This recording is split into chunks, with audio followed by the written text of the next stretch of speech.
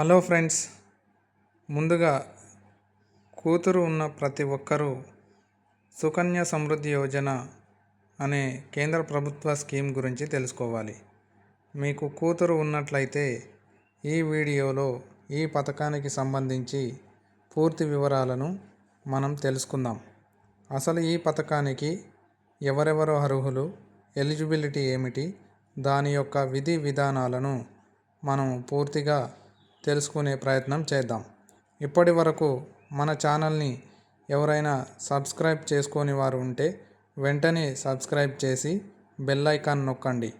మరియు మీ యొక్క చిన్న లైక్తో నాకు ఎంతో సపోర్ట్గా ఉంటుంది. కాబట్టి వీడియో చూసే ముందు లైక్ చేసి కామెంట్ చేయండి మరియు మీ అమూల్యమైన సందేశాలను కామెంట్ రూపంలో తెలియజేయండి. ఇక వీడియోలోకి వెళ్దాం. ఇప్పుడు ఈ పథకానికి అర్హతలు ఏమిటంటే, ఖాతా యొక్క తల్లిదండ్రులు లేదా సంరక్షకుడు అంటే గార్డియన్ పేరుతో తెరవాలి. అమ్మాయి వయస్సు 10 సంవత్సరాల లోపు ఉండాలి. ఒక అమ్మాయి కోసం ఒకే ఖాతాను తెరవాలి. ఒక కుటుంబానికి గరిష్టంగా 2 అమ్మాయిలకు మాత్రమే అనుమతి ఉంటుంది. ఒక కుటుంబానికి గరిష్టంగా అంటే ట్విన్స్ కానీ ట్రిపుల్స్ కానీ ఉంటే 3 ఖాతాల వరకు తెరవచ్చు. అమ్మాయి ఖచ్చితంగా భారతీయ పౌరురాలై ఉండాలి. ఖాతా తెరిచే సమయంలో భారతదేశంలోనే నివసించి ఉండాలి. ఖాతా మెచ్యూరిటీ వరకు ఖాతా కొనసాగాలి. మరియు ఈ పథకానికి అవసరమైన పత్రాలు ఏమిటో తెలుసుకుందాం. ఖచ్చితంగా బాలిక యొక్క ఆధార్ కార్డు, జనన ధృవీకరణ పత్రం అంటే బర్త్ సర్టిఫికేట్, తల్లిదండ్రుల యొక్క ఆధార్ కార్డు, తల్లిదండ్రులు లేదా సంరక్షకుడి పాన్ కార్డు, పేరెంట్స్ యొక్క 2 పాస్ ఫోటోలు మరియు బాలిక యొక్క 2 పాస్ ఫోటోలు అప్లై చేసే ముందు తీసుకెళ్ళాలి. మరి ఈ పథకంలో డిపాజిట్ నియమాలు ఏమిటి అంటే, సంవత్సరానికి ఎంత డిపాజిట్, కనీస మొత్తం ఎంత, గరిష్టంగా ఎంత అనేది తెలుసుకుందాం. సంవత్సరానికి కనీస డిపాజిట్ మొత్తం వచ్చేసి 250 రూపాయలతోటి మీరు స్టార్ట్ చేసుకోవచ్చు. గరిష్టంగా అంటే ఒక సంవత్సరంలో గరిష్టంగా 1,50,000 వరకు ఈ అకౌంట్లో మీరు డిపాజిట్ అనేది చేసుకోవచ్చు. మొత్తాన్ని ఒకేసారి కానీ అంటే లంసమ్ రూపంలో కానీ లేదా విడతలుగా కానీ ఇందులో మీరు డిపాజిట్ చేసుకోవడానికి అవకాశం కలదు. ఖాతా తెరిచిన తేదీ నుంచి వరుసగా 15 సంవత్సరాల పాటు ప్రతి సంవత్సరం కనీస మొత్తం తప్పనిసరిగా డిపాజిట్ చేయాలి. 15 సంవత్సరాల తర్వాత ఇక డిపాజిట్ చేయాల్సిన అవసరం లేదు. కానీ ఖాతా గడువు వరకు వడ్డీ లభిస్తుంది. అంటే మీరు డిపాజిట్ చేసిన దాని మీద కూడా. మరి డిపాజిట్ చేసినావు ఓకే, తర్వాత మరి వడ్డీ ఏ విధంగా వస్తుందో ఇప్పుడు తెలుసుకుందాం. వడ్డీ రేటు వివరాలు. వడ్డీ రేటు అనేది ఈ పథకానికి 2026 సంవత్సరానికి సవరించిన రేట్ల ప్రకారం 8.2% అంటే సంవత్సరానికి 8.2గా గవర్నమెంట్ అనేది నిర్ణయించడం జరిగింది. వడ్డీ ప్రతి సంవత్సరం కలిపి చక్రవడ్డీగా పడుతుందన్నమాట. వడ్డీ ప్రతి సంవత్సరం ఖాతాకు కూడా జమ చేయబడుతుంది. అంటే ప్రతి సంవత్సరం చక్రవడ్డీతో కలిపి మళ్ళీ ఇంకో సంవత్సరం అది ఆ చక్రవడ్డీకి మళ్ళీ వడ్డీ యాడ్ అవుతూ ఇలా కాంపౌండ్ అనేది ఇంట్రెస్ట్ రూపంలో మీకు అమౌంట్ ఎక్కువగా రావడం జరుగుతుంది. అంటే ఈ వడ్డీ ఎలా లెక్కించబడుతుందంటే, ఒకవేళ మీరు 1,50,000 రూపాయలు సంవత్సరానికి డిపాజిట్ చేశారు అనుకుందాం. 8.2% వడ్డీ రేటుతో సంవత్సరానికి మీకు 12,300 వడ్డీ లభిస్తుంది. ఈ వడ్డీ మీద మూలధనానికి జత చేయబడుతుంది. కాబట్టి వచ్చే సంవత్సరం వడ్డీ అనేది 1,62,300 రూపాయలు మీకు వస్తుందన్నమాట. అంటే చక్రవడ్డీకి మళ్ళీ వడ్డీ యాడ్ అవుతుందన్నమాట. వడ్డీ వివరాలు ఓకే. మరి ఈ ఖాతా ఎప్పుడు మెచ్యూరిటీ అవుతుంది, అసలు ఎన్ని సంవత్సరాలు కట్టాలి అని ఆలోచిస్తున్నారా? ఇప్పుడు అది కూడా తెలుసుకుందాం.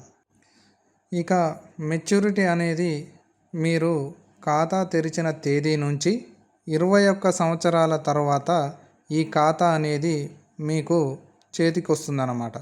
అంటే ఒక అమ్మాయి 18 సంవత్సరాల తర్వాత వివాహం చేసుకుంటే ఈ ఖాతాను శాశ్వతంగా మూసివేయవచ్చు. లేదా వివాహానికి ఒక నెల ముందు లేదా వివాహం జరిగిన తర్వాత గరిష్టంగా 3 నెలలలోపు మూసివేయడానికి దరఖాస్తును సమర్పించాలి. అంటే ఇక్కడ మీరు ఒక విషయాన్ని గమనించాలండి.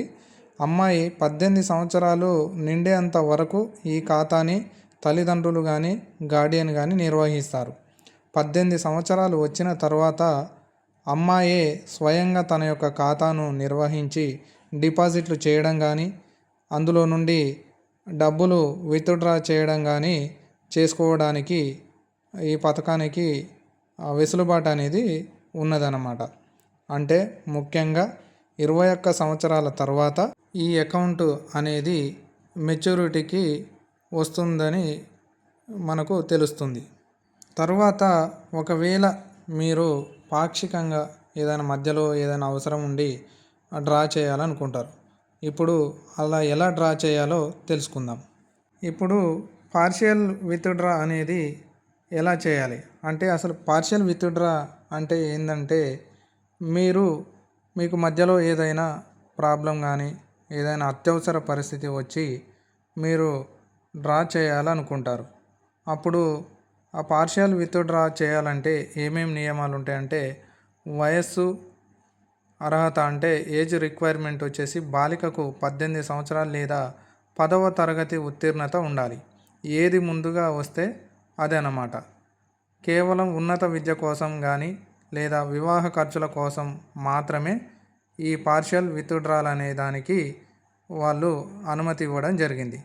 అంతే తప్ప ఇంకా వేరే దానికి దేనికి కూడా విత్డ్రా చేయడానికి ఛాన్స్ లేదన్నమాట. ఈ ఉపసంహరణ పరిమితి విత్డ్రా లిమిట్ అనేది గరిష్టంగా 50% వరకు మీకు అనుమతి అనేది ఉంటుంది. ఉపసంహరణ అనేది ఒకసారి అంటే ఒక ట్రాన్సాక్షన్లో లేదా విడతలుగా చేసుకోవచ్చు.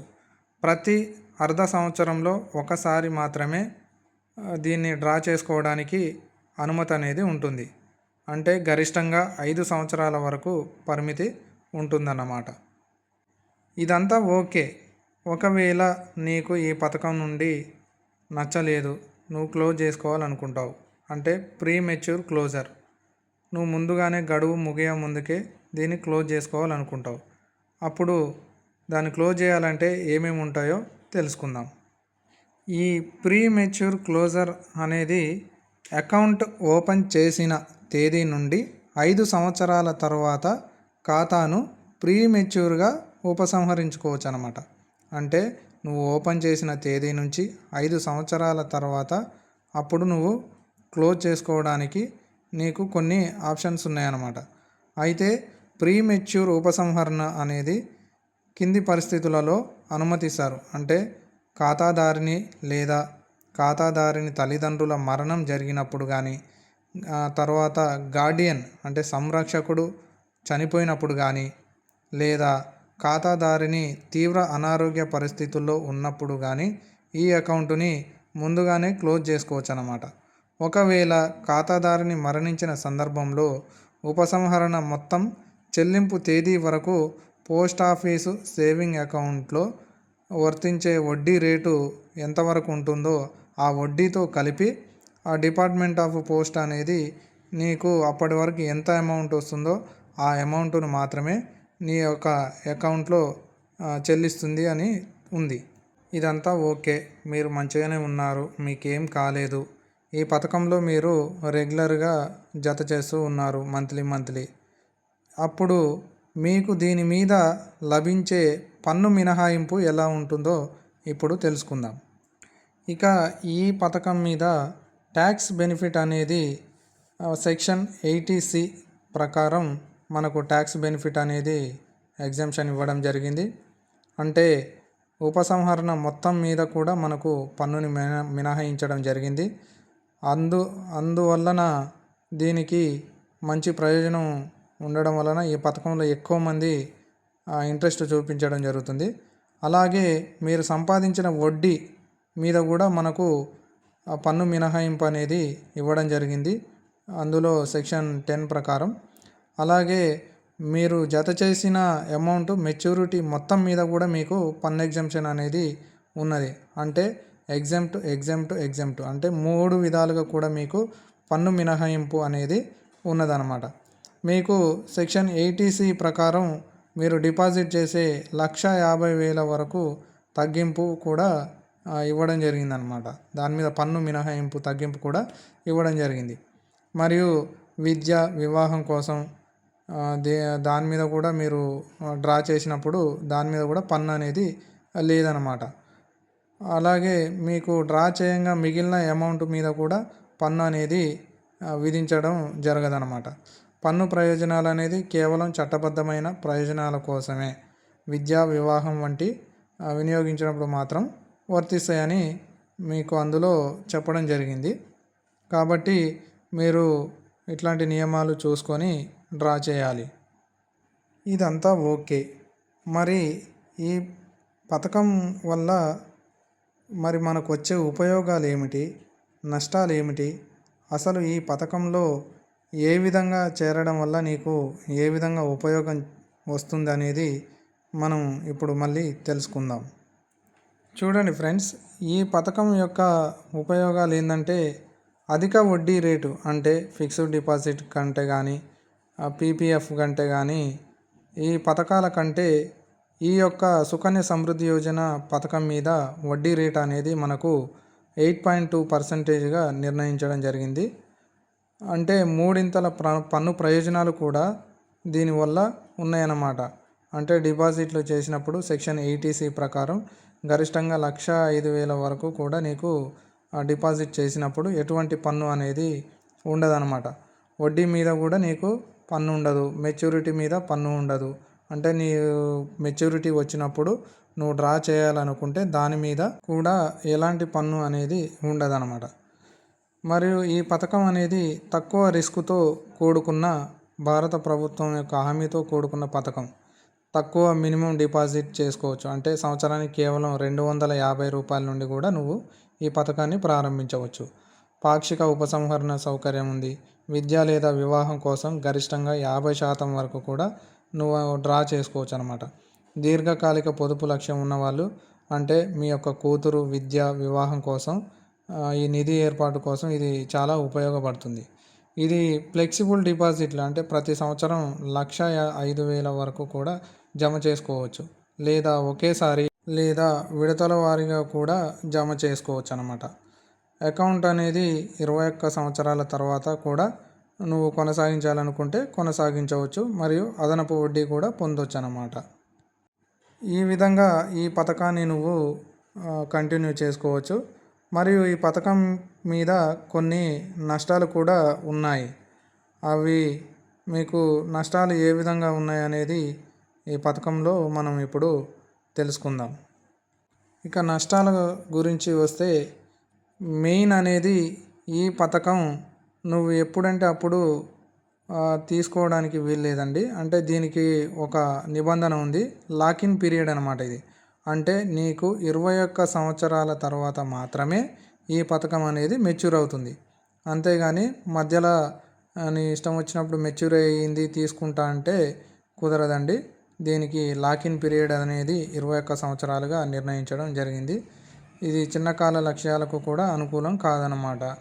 వడ్డీ రేట్ అనేది ఫిక్స్ కాదు. ప్రతి సంవత్సరం త్రైమాసికానికి కానీ వడ్డీ రేట్లు అనేది ప్రభుత్వం, అంటే గవర్నమెంట్ అనేది మారుస్తూ ఉంటుంది. భవిష్యత్తులో ఈ పథకం యొక్క వడ్డీ రేట్లు తగ్గొచ్చు లేదా పెరగవచ్చు. అది సెంట్రల్ స్కీమ్ కాబట్టి సెంట్రల్ గవర్నమెంట్ మీద ఆధారపడి ఉంటుంది. విత్డ్రా ఆప్షన్లు అనేది పరిమితంగా ఉంటాయి అన్నమాట. అమ్మాయికి 18 సంవత్సరాలు నిండిన తర్వాత మాత్రమే పాక్షికంగా, అంటే కొంత డ్రా చేసుకునే అవకాశం ఉంది. 18 సంవత్సరాల లోపు విత్డ్రా అనేది సాధ్యం కాదన్నమాట. అత్యవసర అవసరాల కోసం కూడా 18 సంవత్సరాల లోపు డబ్బుని తీసుకోలేరు. ఈ ఖాతా ద్వారా ఒక కుటుంబానికి గరిష్టంగా 2 ఖాతాలు మాత్రమే, ఒక కుటుంబంలో ఒక కుమార్తెకు మాత్రమే ఈ ఖాతా తెరవచ్చు. ఆన్లైన్ ద్వారా నిర్వహణ అనేది లేదు. ఖాతాను ఆన్లైన్లో సపరేట్ చేయలేరు అన్నమాట. పోస్ట్ ఆఫీస్కి కానీ బ్యాంకుకి కానీ వెళ్ళి మీరు ఈ ఖాతా కోసం దరఖాస్తు అనేది సమర్పించాల్సి ఉంటుంది. మినిమం డిపాజిట్ జరిమానా కూడా ఈ పథకం మీద ఉంటుందండి. నెలకు కనీసం రూ. 250 జమ చేయకపోతే నెక్స్ట్ ఇయర్ రూ. 50 జరిమానా ప్లస్ కనీస డిపాజిట్ అనేది కట్టి మీరు ఈ పథకాన్ని మళ్ళీ రెన్యువల్ చేసుకోవాల్సి ఉంటుంది. ప్రీ మెచ్యూర్ క్లోజర్ పరిమితి అనేది అత్యంత అపూర్వ కారణాలు, మరణం లేదా వివాహం తర్వాత ముందుగానే ఖాతా మూసే వీలు లేదన్నమాట.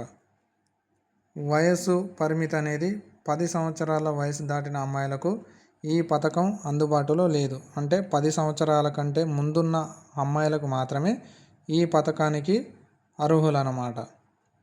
ఇక ఈ పథకంలో వడ్డీ రేట్లు మీరు కట్టే అమౌంట్కి ఎలా వస్తాయో, అంటే మీరు ఎంత కడితే ఎంత వస్తుందనేది ఒక ఎగ్జాంపుల్ ద్వారా తెలుసుకుందాం. చూడండి ఫ్రెండ్స్, ఇక్కడ వడ్డీ రేట్ అనేది 8.2%తో 15 సంవత్సరాల కాల పరిమితితో మీరు నెలకు ఒక 500 జమ చేస్తున్నారు అనుకుందాం.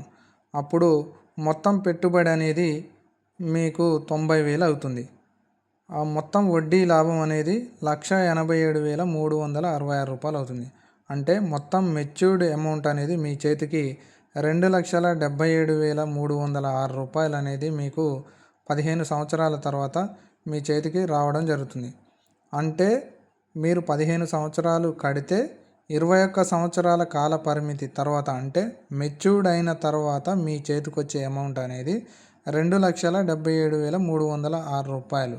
ఈ విధంగా మీకు ఎంత అమౌంట్ కట్టుకుంటే అంత అమౌంట్ అనేది పెరిగి మీ యొక్క చేతికి రావడం జరుగుతుంది. అదేవిధంగా ఒక సంవత్సరానికి 12,000 కడితే ఎంత వస్తుంది అనేది కూడా ఇప్పుడు మీకు ఒక ఎగ్జాంపుల్ చూపిస్తాను ఈ వీడియోలో. చూడండి ఫ్రెండ్స్, మీరు నెలకి 12,500 రూపాయలతో 15 సంవత్సరాల పాటు కట్టారనుకుందాం. అప్పుడు మీరు పెట్టిన మొత్తం పెట్టుబడి అనేది 22,50,000 రూపాయలు అవుతుంది. అంటే మీకు దాని మీద మొత్తం వడ్డీ లాభం అనేది 46,82,648 రూపాయలు. ఇప్పుడు ఇదంతా కలుపుకొని మీ యొక్క అకౌంట్ అనేది మెచ్యూర్డ్ అయిన తర్వాత, అంటే 21 సంవత్సరాల తర్వాత టోటల్గా అసలు మరియు వడ్డీ అనేది కలుపుకొని మీ చేతికి వచ్చే అమౌంట్ పూర్తిగా 69,32,648 రూపాయలు. ఈ విధంగా కాంపౌండ్ ఇంట్రెస్ట్తో కలుపుకొని మీకు అమౌంట్ రావడం జరుగుతుంది. ఇక ఫైనల్గా మీ యొక్క అకౌంట్ అనేది ఒకవేళ డిఫాల్ట్ కింద పడిపోయింది అనుకుంటే, అంటే మీరు సంవత్సరం కానీ నెల కానీ అమౌంట్ కట్టకుండా ఒక సంవత్సరం పాటు ఉంటే మీ అకౌంట్ అనేది క్లోజ్ కావడం కానీ, అంటే స్టాప్ కావడం కానీ జరుగుతుందన్నమాట. దాన్ని డిఫాల్ట్ అంటారు.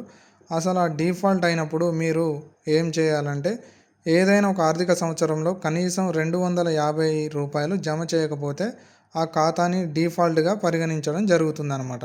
అప్పుడు మీరు 15 సంవత్సరాల డిపాజిట్ కాల వ్యవధి ముగిసే ముందు ఏ సంవత్సరంలోనైనా, అంటే ఏ సమయంలోనైనా కనీస డిపాజిట్ మొత్తంతో పాటు ప్రతి డిఫాల్ట్, అంటే మీరు ఎన్ని సంవత్సరాలు కట్టకుండా ఉంటే అన్ని సంవత్సరాలకి సంవత్సరానికి 50 రూపాయల జరిమానా చెల్లించి ఖాతాను మళ్ళీ తిరిగి యాక్టివేషన్ చేసుకోవచ్చు అన్నమాట.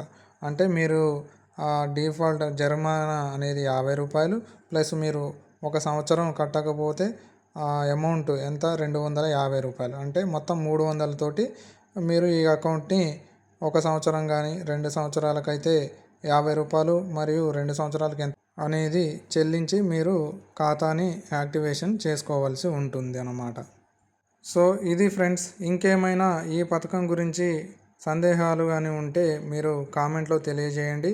మరియు మన యొక్క ఛానల్ని సబ్స్క్రైబ్ చేసుకొని ఫాలో కాని వాళ్ళు వెంటనే ఫాలో అవ్వండి. ఇలాంటి మరిన్ని జాబ్ అప్డేట్స్ కోసం కానీ స్కీమ్స్ కోసం కానీ మన ఛానల్ని ఫాలో అవుతూ లైక్ చేయండి. ఫ్రెండ్స్, మీ యొక్క సందేహాలను కామెంట్ రూపంలో నాకు తెలియజేస్తే వాటిపై మీకు నేను రిప్లై ఇచ్చి మీకు అందుబాటులో ఉంటానని చెప్తున్నా. Thank you friends, once again.